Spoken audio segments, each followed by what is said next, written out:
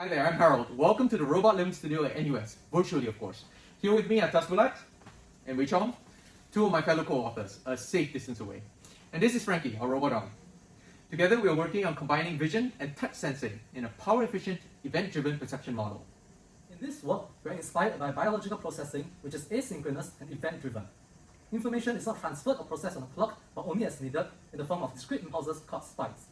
So let's look at an example. As I move my hand, this event camera only picks up differences in illumination, and each pixel fires asynchronously.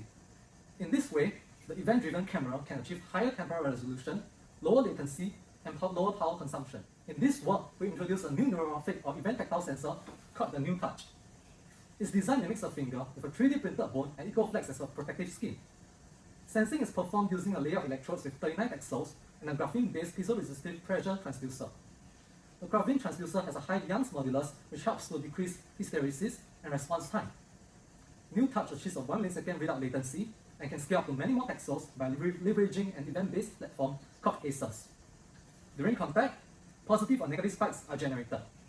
By uniquely encoding each pixel's pulse signature, tactile information can be combined and propagated upstream via a single electrical conductor, which simplifies wiring on any effectors.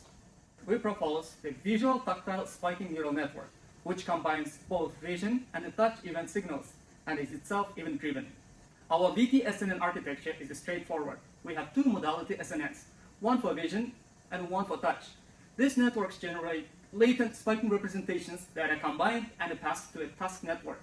For classification, the task network has an output neuron for each object class, and the neuron that fires the most is chosen as a winning class.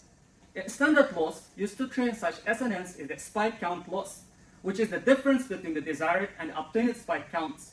Notice that the spike count loss is only concerned with the total number of spikes.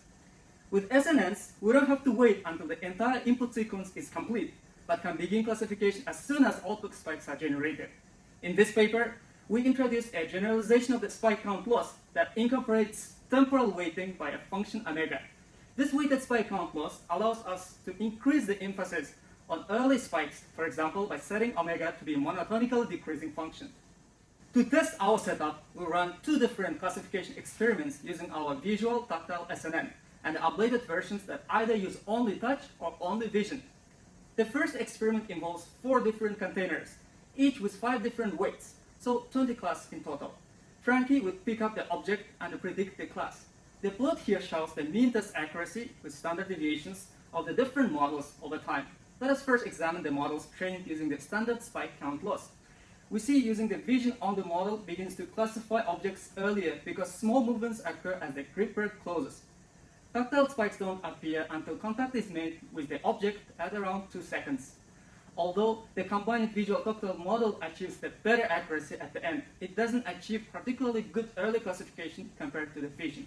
This problem is rectified using our proposed weighted spike count loss, which pushes accuracies up in the early phases while sustaining overall end performance. The combined model now has early performance comparable to vision, but achieves higher accuracy as tactile information becomes available. In our second experiment, we perform rotational sleep classification. Here, we see Frankie lifting an object. On the left, the object is stable. On the right, the object sleeps. We have slowed down the video because this all happens in slightly more than a tenth of a second, about the blink of an eye. As before, let's look at the test accuracies over time for models trained using standard spike count loss. The vision on the models can achieve perfect accuracy by the end of the motion, but the tactile model achieves better performance in the early phases. Just as before, using the weighted spike count loss significantly improves early classification accuracies. This is most clear for the combined model, which performs similar to the tactile model at the beginning and to the visual model toward the end. Finally, let's talk about power consumption. We run the sleep SNN on a neuromorphic chip, the Intel Loihi, and compared speed and power usage to Crystal's GPU. On the Loihi, the SNN is able to achieve slightly better speeds, but consumes far less power. In fact, the power consumption and the load on the Loihi is about 1.3 watts, which is even less than the idle power consumption of our GPU. For more information, visit our website where you'll find our paper, datasets, and code. Here, we've taken just one step towards robots that don't need huge batteries or frequent recharging, and so, just maybe, are better for our planet. We hope that our work will encourage more research in this exciting area of power-efficient, intelligent robots.